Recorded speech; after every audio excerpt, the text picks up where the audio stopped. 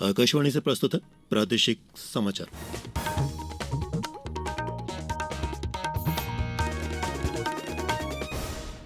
नमस्कार, समाचारों के साथ मैं प्रशांत सेंगर। प्रधानमंत्री नरेंद्र मोदी ने एनडीए सांसदों से संसद के नियमों का पालन करने, संसदीय लोकतंत्र के सिद्धांतों के अनुरूप चलने और अच्छा व्यवहार करने का आग्रह किया है। नई सरकार के गठन के बाद नई दिल्ली में एनडीए संसदीय दल की पहली बैठक को संबोधित करते हुए प्रधानमंत्री ने यह बात कही।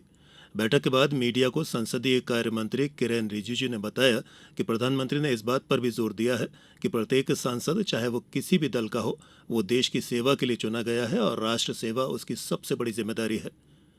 प्रधानमंत्री ने सांसदों से उनकी पसंद के विषयों जैसे जल, पर्यावरण और सामाजिक क्षेत्र में विशेषज्ञता हासिल करने के लिए भी प्रोत्साहित किया।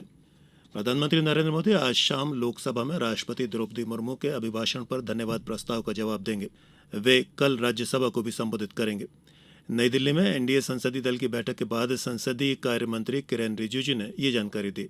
इस बीच संसद के दोनों सदनों में आज राष्ट्रपति के अभिभाषण पर धन्यवाद प्रस्ताव पर चर्चा जारी है।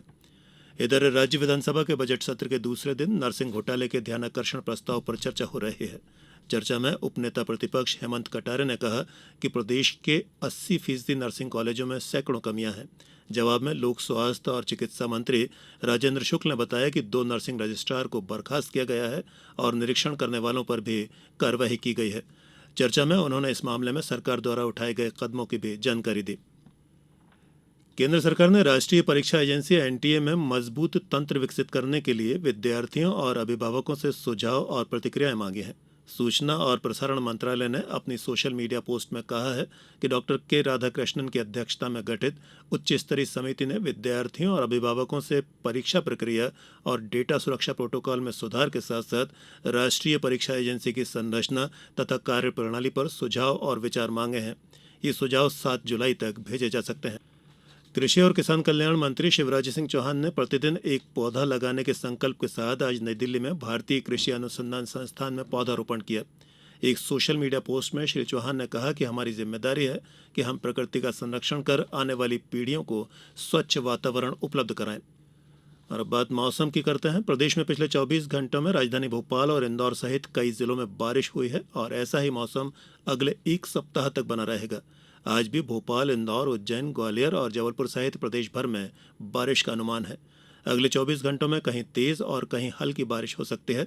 साथ ही तेज हवा और गरज चमक की स्थिति भी रहेगी। राजधानी भोपाल में आज तेज बारिश का अलर्ट है और 1 इंच तक पानी गिर सकता है। अभी तक यहां 9 इंच से ज्यादा बारिश हो चुकी है, जो औसत वर्षा से 65% अधिक है।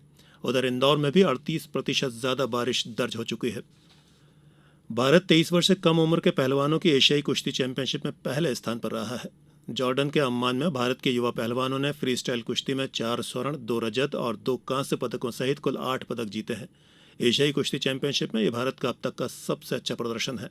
प्रतियोगिता में कजाकिस्तान दूसरे और किर्गिस्तान तीसरे स्थान पर रहा है। और अब इस बुलेटिन के कुछ समाचार संक्षिप्त में।